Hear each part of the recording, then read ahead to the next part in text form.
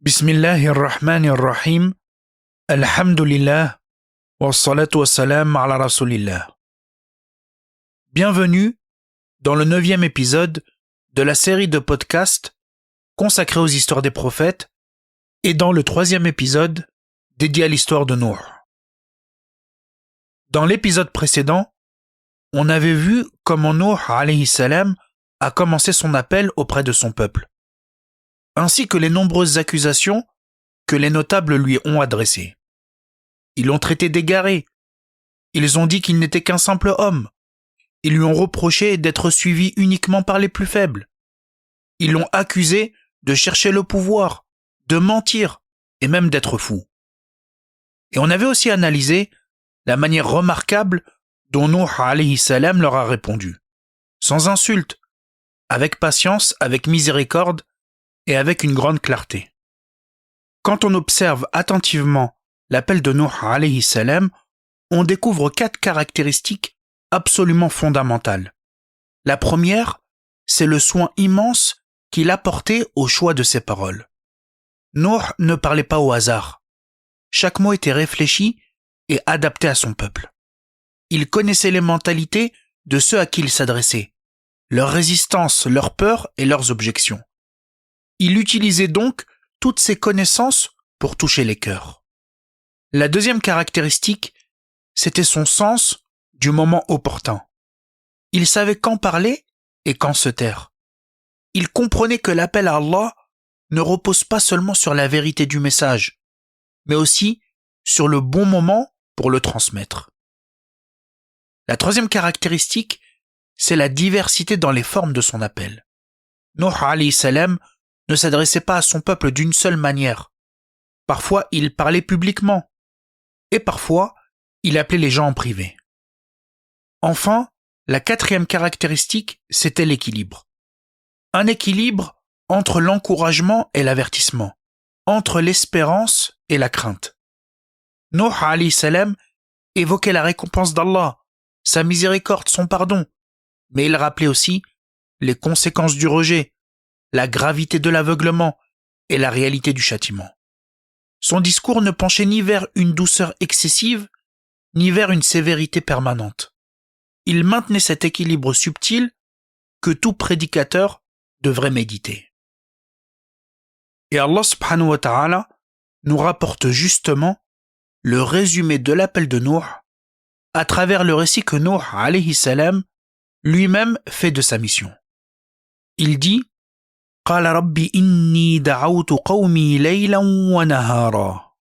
Seigneur, j'ai appelé mon peuple nuit et jour. Nuh alayhi salam appelait son peuple nuit et jour. Et il s'adaptait aux différentes personnalités. Parce qu'effectivement, il y a certaines personnes, quand tu leur parles le jour, elles sont distraites. Leur esprit est occupé et dispersé. Mais la nuit, quand le calme s'installe, leur perception devient plus fine et leur compréhension plus profonde. Pour d'autres, c'est l'inverse. Le jour, ils sont attentifs et réceptifs, alors que la nuit, ils sont fatigués et épuisés. Nuh alayhi salam comprenait cela. Quand les gens étaient disponibles, il leur parlait. Et quand les circonstances le permettaient, il saisissait l'occasion. Et Nuh alayhi salam, dans un premier temps, il faisait cela de manière discrète. Puis Nuh alayhi salam a dit Thumma inni da'awtuhum jihara. Ensuite, je les ai appelés ouvertement. Cela renvoie à la prédication publique. Nuh alayhi salam parlait devant son peuple sans se cacher. Il proclamait la vérité clairement, ouvertement, devant tous, alors qu'au début, il le faisait de manière discrète. Ensuite, il dit Thumma inni a'lantu lahum wa asrartu lahum israra. Puis je leur ai proclamé mon appel, et je leur ai parlé en secret, confidentiellement. Donc ensuite, il a varié entre l'appel public et secret.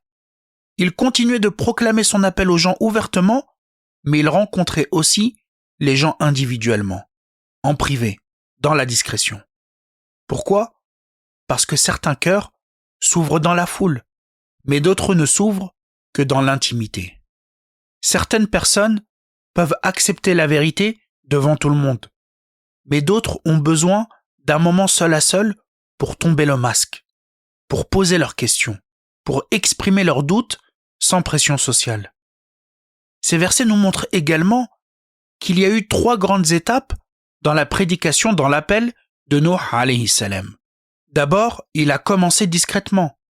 Il conseillait son peuple en secret, nuit et jour. Il parlait avec douceur, individuellement. Il cherchait à toucher leur cœur. C'est le sens du verset « Seigneur, j'ai appelé mon peuple nuit et jour ». Ensuite, il est passé à la proclamation publique. Comme Allah subhanahu wa ta'ala le rapporte quand il dit « Ensuite, je les ai appelés ouvertement ». Puis Nuh alayhi salam a combiné les 2 approches. Parfois, il parlait publiquement et parfois, il parlait en privé. Il alternait, il variait, il cherchait la meilleure manière d'atteindre leur cœur. C'est ce que montrent les paroles de Nuh alayhi salam qu'Allah subhanahu wa ta'ala nous rapporte lorsqu'il dit « Puis je leur ai proclamé mon appel et je leur ai aussi parlé en secret, confidentiellement. » Le mot arabe « thumma » qui signifie « ensuite » indique ici une progression dans l'effort et dans les méthodes. Donc Nuh alayhi salam, il a commencé par l'appel discret, puis il est passé à l'appel public, et enfin, il a combiné les 2. Donc le terme thumma, il indique la progressivité dans la da'wa, dans l'appel, mais il indique aussi que chaque étape demandait encore plus d'efforts que la précédente. Et cette progressivité dans la da'wa, dans l'appel, rappelle d'ailleurs les étapes de la prédication du prophète Mohammed sallallahu alayhi wa sallam. Nuh alayhi salam poursuit ensuite en disant فَقُلْتُ اسْتَغْفِرُوا رَبَّكُمْ إِنَّهُ كَانَ غَفَّارًا يُرْسِلِ السَّمَاءَ عَلَيْكُمْ مِدْرَارًا وَيُمْدِدْكُمْ بِأَمْوَالٍ وَبَنِينَ وَيَجْعَلْ لَكُمْ جَنَّاتٍ وَيَجْعَلْ لَكُمْ أَنْهَارًا. J'ai donc dit, implorez le pardon de votre Seigneur, parce qu'il est le grand pardonneur, pour qu'il vous envoie du ciel des pluies abondantes, et qu'il vous accorde beaucoup de biens et d'enfants, et vous donne des jardins, et qu'il vous donne des rivières. Donc Nuh alayhi salam appelait son peuple à revenir vers Allah, à lui demander pardon, et à se repentir. Parce qu'Allah subhanahu wa ta'ala est le grand pardonneur. Il pardonne les fautes, quelles qu'elles soient. Et Nuh alayhi salam leur expliquait que le repentir attire également les bienfaits d'Allah. Il disait, si vous implorez son pardon sincèrement, Allah vous enverra des pluies abondantes qui donneront beaucoup de récoltes. Il vous accordera des biens, des enfants, des jardins et des rivières. En résumé, Nuh alayhi salam disait, demandez pardon à Allah et il élargira votre subsistance. Puis Nuh alayhi salam est passé du rappel des bienfaits au rappel de la grandeur du bienfaiteur. Il a dit « Ma lakum la tarjouna lillahi waqara » Qu'avez-vous à ne pas reconnaître la grandeur d'Allah? Donc il dit « Pourquoi, ô mon peuple, ne glorifiez-vous pas Allah comme il se doit? Pourquoi ne lui accordez-vous pas la vénération qui lui revient ?»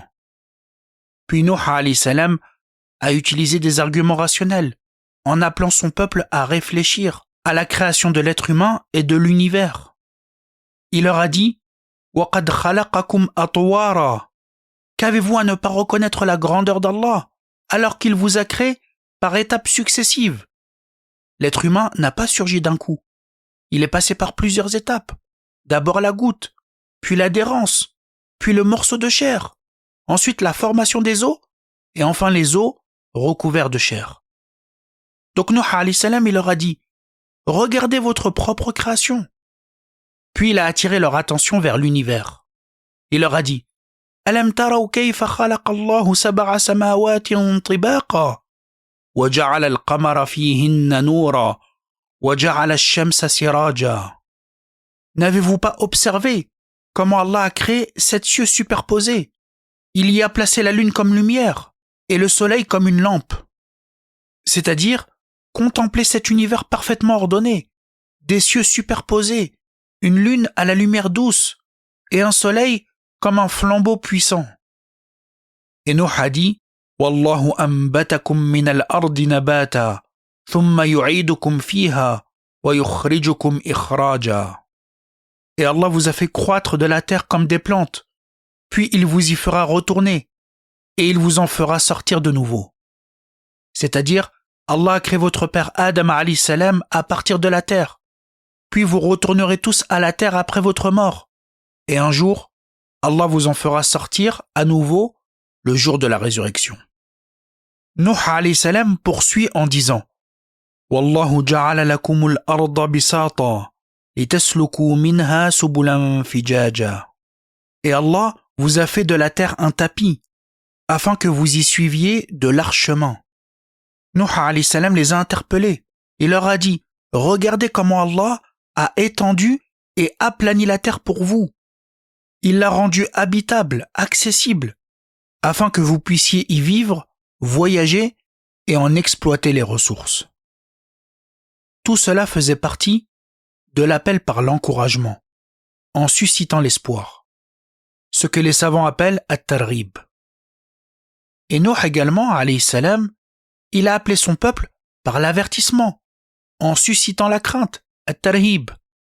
Allah subhanahu wa ta'ala dit « Avertis ton peuple avant qu'un châtiment douloureux ne les atteigne. » Et également Allah subhanahu wa ta'ala rapporte la parole de Nuh alayhi salam à son peuple « Je crains pour vous le châtiment d'un jour terrible. » Et on avait déjà mentionné ces versets. Ainsi, Nuh alayhi salam appelait nuit et jour. Il tenait compte du moment opportun. Il diversifiait les méthodes. Il adaptait son discours aux différentes situations. Et il avançait avec progressivité dans son appel. Et malgré cette patience et cette sagesse, la réaction du peuple de Nuh a été catastrophique. Allah subhanahu wa ta'ala rapporte les paroles de Nuh. Il a dit فَلَمْ يَزِدْهُمْ دُعَائِي إِلَّا فِرَارًا وَإِنِّي كُلَّمَا دَعَوْتُهُمْ لِتَغْفِرَ لَهُمْ جَعَلُوا أَصَابِعَهُمْ فِي آذَانِهِمْ واستغشوا ثيابهم وأصروا واستكبروا استكبارا. Mais mon appel n'a fait qu'accroître leur fuite. Et chaque fois que je les ai appelés pour que tu leur pardonnes, ils ont mis leurs doigts dans leurs oreilles, se sont enveloppés de leurs vêtements, se sont entêtés et se sont montrés extrêmement orgueilleux. C'est-à-dire que chaque fois que Nuh alayhi salam appelait son peuple, la réaction était la même. Ils mettaient leurs doigts dans leurs oreilles pour ne pas entendre. Ils se couvraient de leurs vêtements par rejet et par mépris. Et Nuh alayhi salam utilise l'expression « kullama » à chaque fois. Ça signifie que la scène se répétait encore et encore, la même fuite, le même refus, tout le temps. Et Nuh alayhi salam explique pourquoi. Ils se sont entêtés dans leur mécréance et ils se sont montrés extrêmement orgueilleux. Autrement dit, ils se sont obstinés dans la mécréance et ils ont refusé de se remettre en question à cause de leur orgueil démesuré. Ils méprisaient Nuh et ils refusaient la vérité claire et évidente. Et ce, malgré la miséricorde, la douceur, la sagesse et la patience de Nuh alayhi salam. Et Allah subhanahu wa ta'ala dit قال نوح رب إنهم عصوني واتبعوا من لم يزده ماله وولده إلا خسارا. Nuh alayhi salam a dit Seigneur, ils m'ont désobéi et ils ont suivi celui dont les biens et les enfants n'ont fait qu'accroître la perte. Nuh alayhi salam se plaint à Allah en disant que son peuple ne l'a pas suivi. Au contraire, ils ont suivi leurs notables et leurs chefs, ceux qui possédaient l'argent et les enfants. Ces gens, dont les bienfaits accordés par Allah n'ont fait qu'accroître leur perdition ici-bas et dans l'au-delà et leur reniement. Et Nuh dit « Wa makaru makran kubbara » Ils ont tramé un complot d'une ampleur démesurée. Ces notables n'ont pas seulement utilisé leur influence pour détourner les gens du message de Nuh. Ils ont aussi organisé une véritable campagne contre lui et contre les croyants. Tous les moyens étaient utilisés. Pression sociale, manipulation, propagande.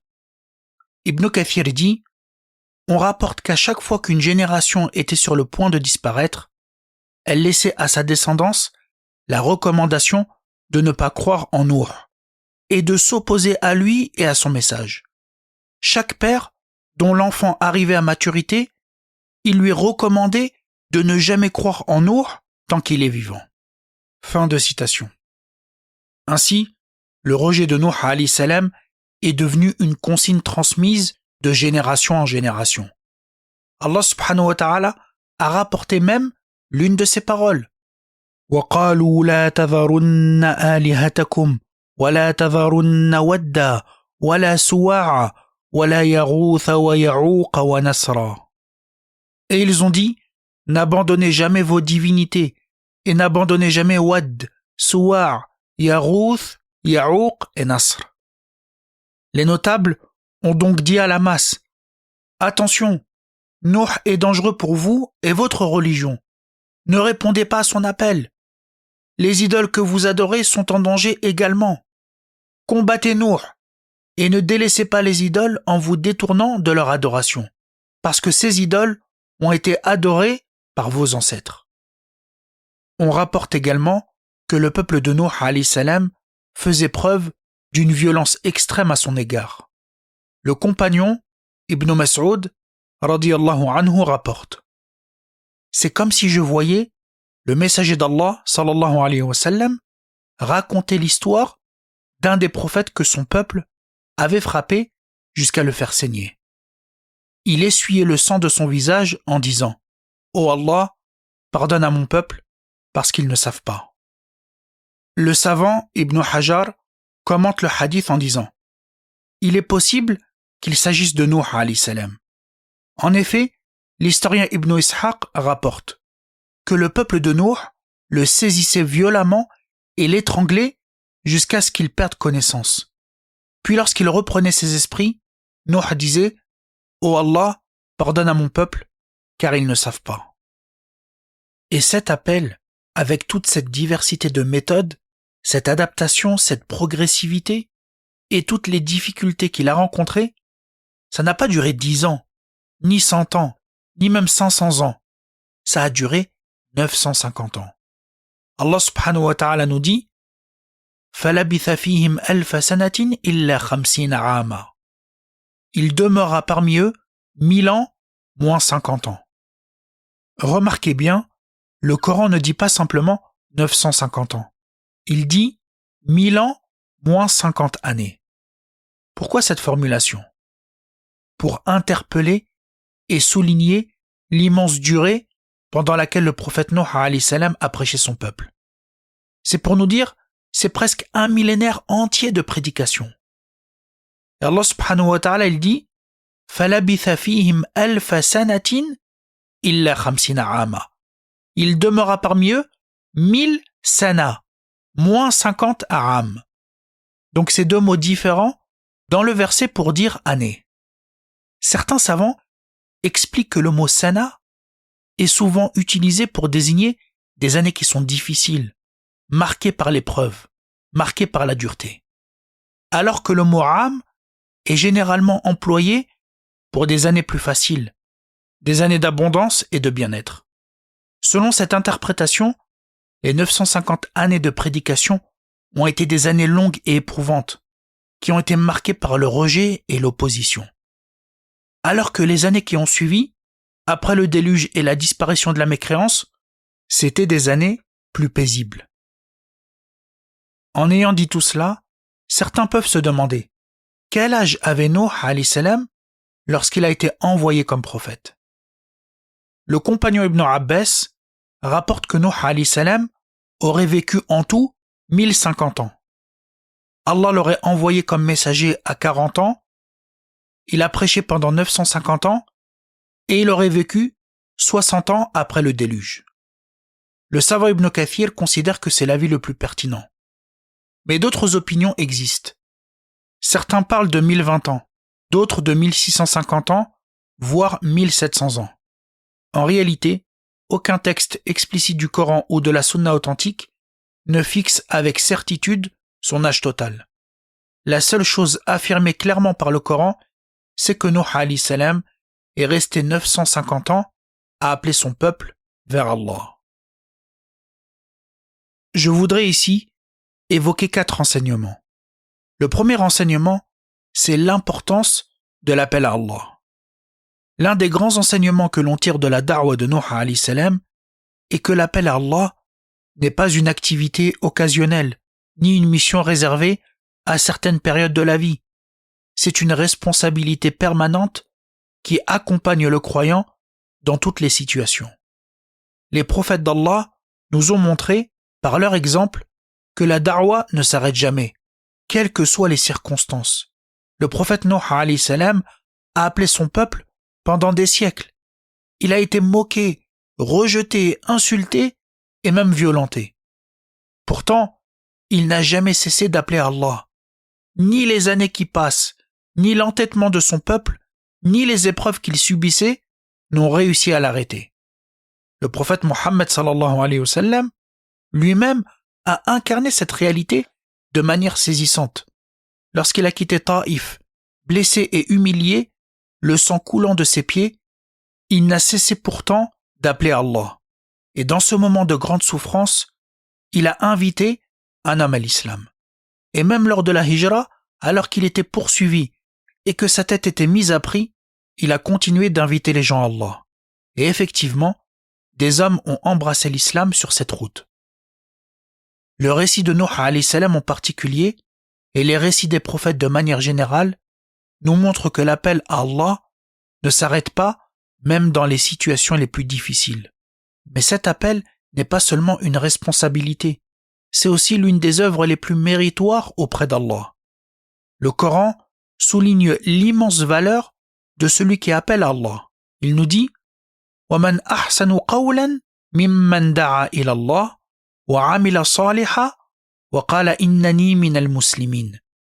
Et qui profère plus belle parole que celui qui appelle à Allah, accomplit de bonnes œuvres et dit « Je suis du nombre des musulmans ». Appeler Allah, c'est donc prononcer les plus nobles paroles, parce qu'elles invitent les hommes vers leur Créateur, vers la vérité et vers le salut. Et le prophète sallallahu alayhi wa sallam a également montré l'immense récompense de cette œuvre, lorsqu'il a dit à son compagnon et à son cousin, Ali ibn Abi Talib, qu'Allah guide par toi un seul homme est meilleur pour toi que de posséder des chamelles rousses. À l'époque, les chamelles rousses représentaient les biens les plus précieux que les Arabes pouvaient posséder. Et ça signifie que la guidée d'une seule personne vaut plus que les plus grandes richesses de ce monde. Le croyant comprend alors que la da'wa, l'appel, c'est une mission qui l'accompagne toute sa vie. Chacun, selon sa capacité, sa science et sa situation, participe à cet appel. Par la parole, par l'enseignement, par le conseil, ou même simplement par le bon comportement. Cette partie de l'histoire de Nuh alayhi salam nous enseigne également une leçon très importante. Le croyant doit déployer ses efforts pour chercher les meilleures manières de transmettre le message. Nuh alayhi salam n'a pas appelé son peuple d'une seule façon. Il a varié les approches, il a adapté son discours, il a choisi les moments opportuns, il a alterné entre l'appel public et l'appel privé. Cela montre que soigner la manière de transmettre le message est essentiel. La forme est essentielle et elle accompagne le fond. Bien sûr, la vérité ne change pas, mais la manière de la transmettre peut s'adapter aux personnes, aux situations et aux circonstances. On voit également que le peuple de Nuh, comme tous les ennemis de la vérité, a déployé énormément d'énergie pour barrer la route au message d'Allah. Ils ont organisé, manipulé, propagé des accusations et des mensonges pour détourner les gens de la vérité. Cela nous pose une question personnelle. Si les gens du faux mettent autant d'énergie à combattre la vérité, qu'avons-nous fait nous pour la transmettre? Qu'avons-nous fait pour partager le message d'Allah? Qu'avons-nous fait pour éclairer les gens face aux mensonges et aux manipulations? Parce qu'en réalité, le faux ne se propage souvent que lorsque les croyants deviennent négligents. Le deuxième enseignement, c'est l'importance de l'istighfar, c'est-à-dire le fait de demander pardon à Allah. Nuh alayhi salam disait à son peuple « Implorez le pardon de votre Seigneur, car il est le grand pardonneur. Il vous enverra du ciel des pluies abondantes, il vous accordera des biens et des enfants, et il vous donnera des jardins et des rivières. Ce passage révèle une réalité spirituelle très importante. Le pardon d'Allah attire les bienfaits dans la vie de l'être humain. Nuh alayhi salam expliquait donc à son peuple que le repentir n'apporte pas seulement une purification spirituelle. Il peut être aussi une cause d'abondance et de bénédiction dans la vie. Quand une personne multiplie l'istighfar, Allah subhanahu wa ta'ala peut lui ouvrir des portes de subsistance, des portes de facilité et des portes de bénédiction. Les savants ont beaucoup insisté sur ce point. Certains disaient, lorsque tu vois les portes de la subsistance se fermer, multiplie l'istighfar. Parce que les péchés peuvent parfois être une cause de privation, et le repentir peut être une cause d'ouverture. Mais il faut comprendre une chose essentielle. L'istighfar, la demande de pardon, n'est pas une formule magique que l'on répète mécaniquement pour obtenir des biens matériels. C'est avant tout un retour sincère vers Allah. Et plus le lien avec Allah est fort, plus les bénédictions d'Allah se manifestent dans la vie. Le prophète sallallahu alayhi wa sallam a d'ailleurs dit « Celui qui persévère dans l'istighfar, Allah lui accordera une issue dans chaque difficulté, un soulagement à toute inquiétude et lui accordera sa subsistance par des moyens qu'il n'imaginait pas. » Et l'istighfar ne protège pas seulement l'individu, il peut aussi protéger toute une société. Allah subhanahu wa ta'ala dit dans le Coran وَمَا كَانَ اللَّهُ لِيُعَذِّبَهُمْ وَأَنْتَ فِيهِمْ وَمَا كَانَ اللَّهُ مُعَذِّبَهُمْ وَهُمْ يَسْتَغْفِرُونَ. Allah n'est point tel qu'il les châtie alors que tu es au milieu d'eux. Et Allah n'est point tel qu'il les châtie alors qu'ils demandent pardon. Ainsi, l'istighfar est à la fois une purification du cœur, une cause de subsistance et une protection pour la communauté. Le troisième enseignement, c'est l'importance de cheminer vers Allah entre la crainte et l'espoir. Lorsqu'on observe l'appel de Nuh alayhi salam, on remarque qu'il utilisait deux dimensions essentielles dans sa prédication, l'encouragement et l'avertissement. D'un côté, il ouvrait à son peuple la porte de l'espoir en leur annonçant le pardon des péchés, l'élargissement de la subsistance et l'obtention de la récompense s'ils croyaient et s'ils se repentaient, mais en même temps, Nuh alayhi salam les avertissait contre le châtiment s'ils rejetaient la vérité. Ainsi, son appel reposait sur un équilibre subtil entre l'encouragement et l'avertissement, entre l'espérance et la crainte. Et cet équilibre est en réalité un principe fondamental dans la spiritualité musulmane. Les savants donnent une image très parlante. La crainte et l'espoir sont comme les deux ailes d'un oiseau. Lorsque les deux ailes sont équilibrées, l'oiseau vole correctement et avance avec stabilité. Si l'une des deux ailes devient plus faible, son vol devient instable et déséquilibré. Et si les deux ailes disparaissent, l'oiseau ne peut plus voler. Il est alors en danger de mort. Le cœur du croyant fonctionne de la même manière. Il avance vers Allah avec l'espoir de sa miséricorde et avec la crainte de lui désobéir et la crainte du châtiment. Et ce qui dirige réellement ce mouvement, c'est l'amour d'Allah. Sans crainte, l'être humain risque de tomber dans la négligence et il peut se croire à l'abri du châtiment. Sans espoir, il peut sombrer dans le désespoir. Mais lorsque l'amour, la crainte et l'espoir sont réunis, le cœur avance vers Allah avec équilibre, exactement comme un oiseau qui vole avec ses deux ailes. Le quatrième enseignement, c'est le fait de se plaindre à Allah. Après des siècles de prédication, Nuh alayhi salam a vu que son peuple s'obstinait dans la mécréance. Alors il s'est tourné vers Allah et il lui a exposé la situation. Cela nous apprend une chose essentielle. Se plaindre à Allah ne contredit pas la patience. Au contraire, cela fait partie de la patience. Parce que lorsque le serviteur se plaint à Allah, ça signifie qu'il reconnaît que l'issue ne peut venir que de lui. Il ne cherche pas refuge dans les gens, mais auprès de son Seigneur. et les prophètes eux-mêmes ont fait cela. Le prophète Ya'qub alayhi salam, lorsqu'il était accablé par la disparition de son fils Yusuf alayhi salam, il a dit قال إنما أشكو بثي وحزني إلى الله.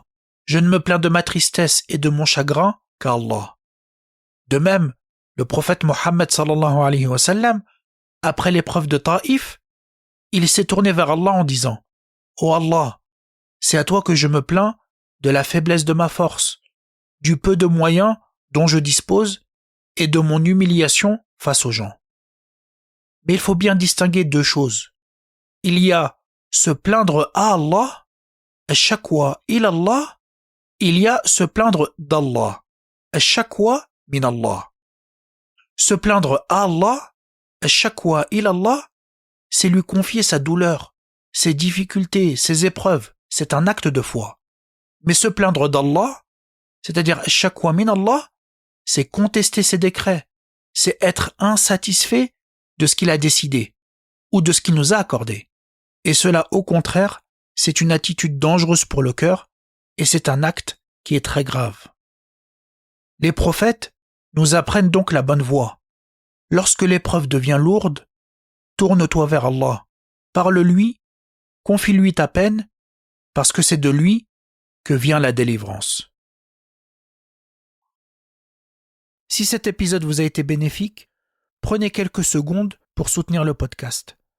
Mettez 5 étoiles sur votre plateforme d'écoute, laissez un commentaire, partagez autour de vous et abonnez-vous pour ne rien manquer des prochains épisodes. Barakallahu fikum et on se retrouve très bientôt, bi'idhnillah.